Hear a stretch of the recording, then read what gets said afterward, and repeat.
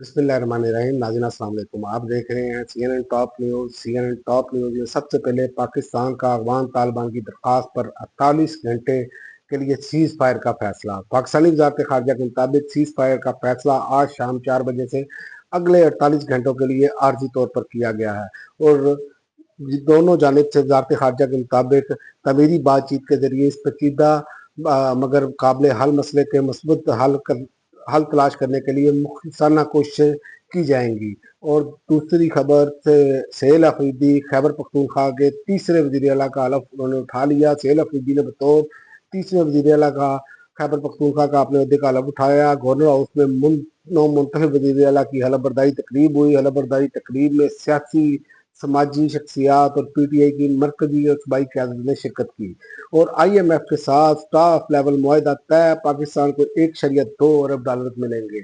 पाकिस्तान और बैनुल अक़वामी मालियाती fund IMF के दरमियान कर्ज प्रोग्राम के जायजे पर मुआहदा तय पा गया, जिसके तहत पाकिस्तान को $1.2 बिलियन मिलेंगे।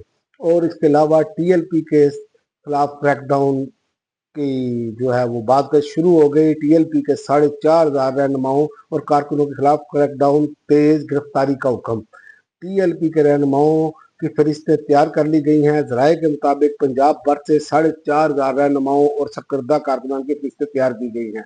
IG पंजाब डॉक्टर उस्मान अनवर ने 4,500 रहनुमाओं और कारकुनों की फहरिस्तें CCPO लाहौर समेत पंजाब के तमाम RPS को भिजवा दी हैं और अली मीन गंडापुर का नाम ECL से निकालने की दरख्वास्त पर रिपोर्ट तलब। साबिक वज़ीर आला अली मीन गंडापुर का नाम ECL से निकालने के लिए दरख्वास्त पर समाअत हुई। दरख्वास्त की समाअत जस्टिस सैयद अरशद अली और जस्टिस वक़ार अहमद ने की।